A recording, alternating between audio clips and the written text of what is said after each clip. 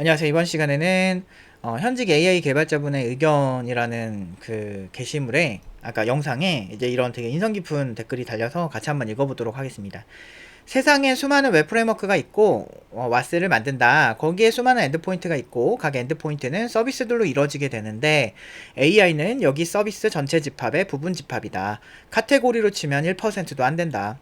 이게 좀 이렇게 초보자분들한테 어려울 수 있어서 조금 해석을 해드리면 웹 기술 같은 거, 그러니까 우리 홈페이지를 만들려면은 웹 프레임워크를 보통 많이 쓰거든요. 웹 프레임워크가 뭐냐면 대표적으로 이제 스프링 같은 건데 이게 자바 개발하시는 분들이 거의 뭐 국룰로 쓰는 건데 자바 웹 개발할 때 그래서 한 여기 이게 보면은 약간 인형 놀이 세트나 모형배 만들기 세트 무슨 뭐 만들기 세트처럼 그냥 웹 개발을 할 때 필요한 것들 그런 것들이 다 총체적으로 이제 다 들어가 있는 거예요. 근데 웹 프레임워크마다 지향점이 다 달라서 뭐 보안에 특화된 게 있고 성능에 특화된 게 있고 아니면 빠른 개발에 특화된 게 있고 그런데 이제 그거 말고도 뭐 기능 추가가 되게 편한 것도 있고 막 그래서 개발하다 보면은 이제 홈페이지도 계속 업데이트가 되면서 새로운 기능이 막 추가돼야 되잖아요.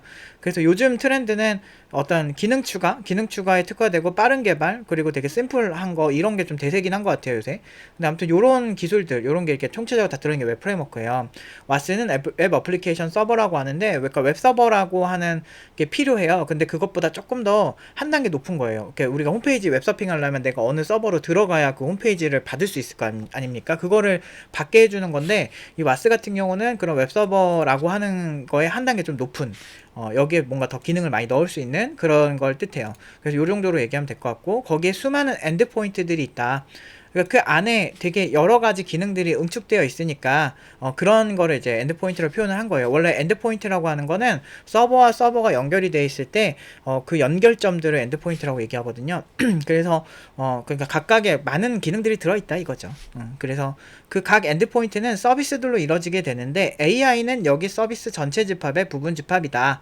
그러니까 안에 굉장히 웹 애플리케이션 서비스나 뭐 이런 것들은 되게 많은 게 들어있는데 그 많이 들어있는 것들 중에서 전체가 이만큼 하다면 AI는 되게 적다. 왜냐면 결국엔 기존의 기술과 같이 가게 된다. AI는 이런 얘기를 해주신 것 같아요. 카테고리를 치면 1%는 안 된다. 뭐 이게 서비스 규모에 따라 다르겠죠. AI가 메인인 회사는 되게 AI가 되게 많을 수 있는데 일반적인 서비스에서는 또 되게 비중이 적을 수 있겠죠. 그래서 초기에는 하드웨어 부족으로 최적화된 수식을 찾을 필요가 있었다. 타겟하는 모델의 독립 벡터 성분 집합을 다루는 머신러닝이 있고 한 성분을 다루는 딥러닝도 있었다. 이게 좀 디테일의 차이인 거죠.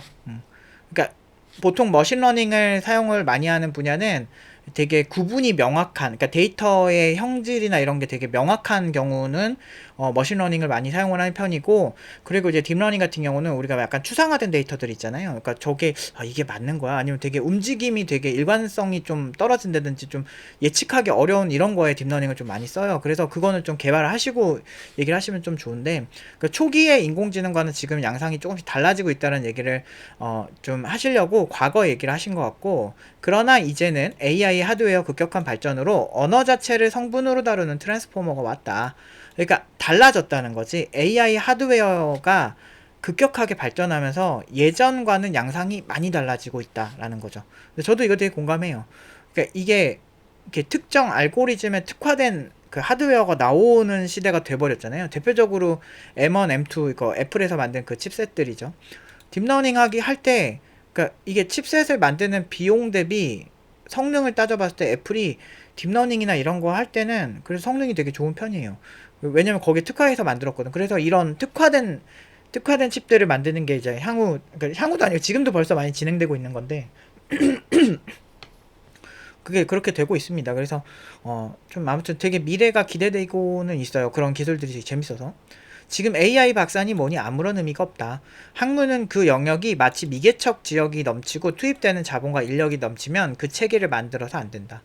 그런데 이 와중에 AI 박사? 그것도 개척 영역으로 보낸 것도 아니고 서비스 영역에서 AI 박사. 이거는 제가 이제 그 전에 얘기했던 것처럼 그러니까 일반 서비스 있잖아요. 우리가 지금 뭐 최근에 하나투어 같은 경우도 그 팀노바 팀원이 올려준 기사를 봤는데 하나투어 같은 경우도 AI로 챗봇을 만들고 난 다음에 그 확실히 문의나 이런 게 막 200% 넘게 증가했대요. 그러니까 생각보다 괜찮나 봐요. 그래서 나중에 한번 써볼 생각인데 그런 식으로 이제 업무 자동화를 AI로 하다 보니까 그 하는 그런 부분이 보통 기존 서비스는 여행업이잖아요. 여행업에 도움을 주는 역할로 AI를 쓰는 거잖아요. 이런 게 서비스예요.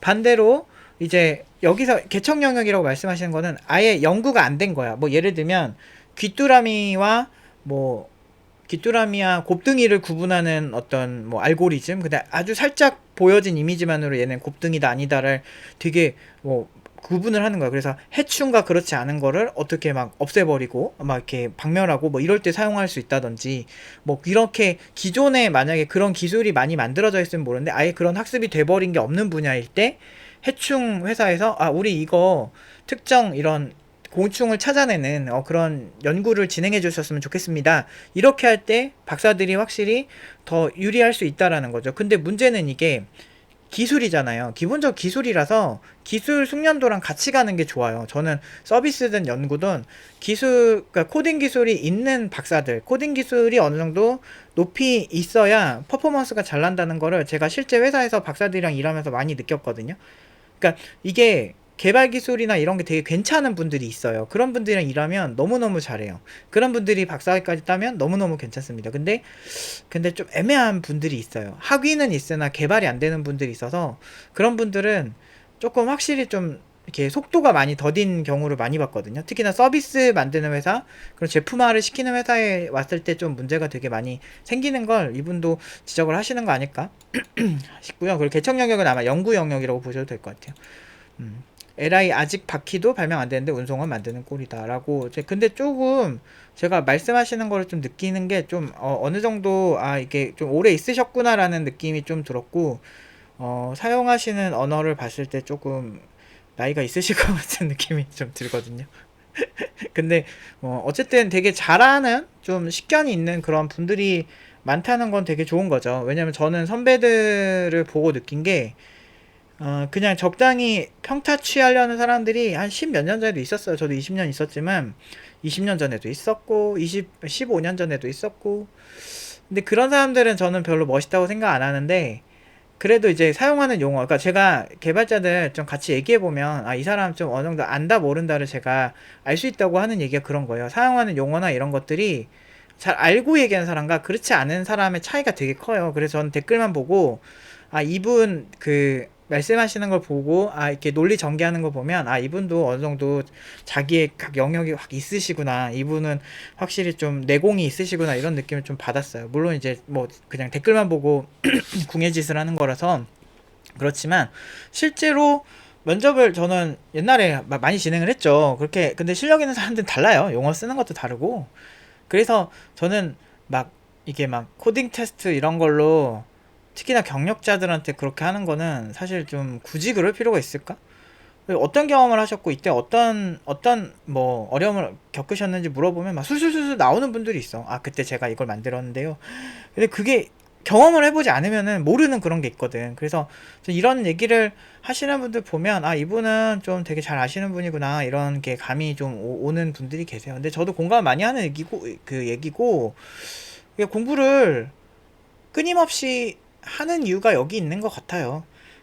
저 진짜 힘들거든요. 너무너무 힘들고, 그리고 그렇다고 해서 저희가 뭐 대형 학원도 아니고 저희는 소수 정예로만 가르치는 학원이다 보니까, 그리고 퀄리티를 되게 중요하게 생각을 하다 보니까 뭐 돈을 엄청 벌거나 그러지는 못했거든요. 그래서 한창 뭐 이렇게 붐 불 때 진짜 어떤 학원을 100억 매출을 달성했네 이럴 때 저희는 뭐 그런 전혀 그런 거 별로 이렇게 이득도 못 보고 되게 그랬었는데, 그래도 꿋꿋하게 하는 이유가 그런 거죠. 이게 딴 건 몰라도 저 믿고 오시는 분들이 되게 많아요. 팀노바는.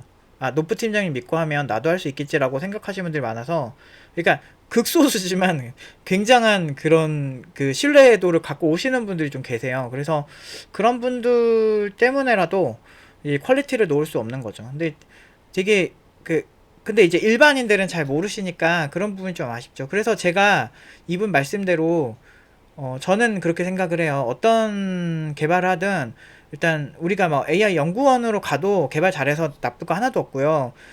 딥러닝 실험 다 그건 소프트웨어 아닌가? 그래서 실제로 저희도 연구 많이 하거든요, 내부에서. 나중에 제가 피플을 가지고 연구하는 친구들 작품을 한번 보여드릴 건데, 그것도 딥러닝으로 하는 연구예요. 그런 친구들도 되게 많고, 근데 개발을 잘하면 다 좋아요. 그래서 제가 어떤 분야를 가든 뭘 하든 항상 개발을 하게끔 만드는 이유가 여기 있어요. 무조건 개발을 하셔야 되고, 그렇게 해서 일단은 개발을 잘하게 되면 손해볼 게 하나도 없습니다.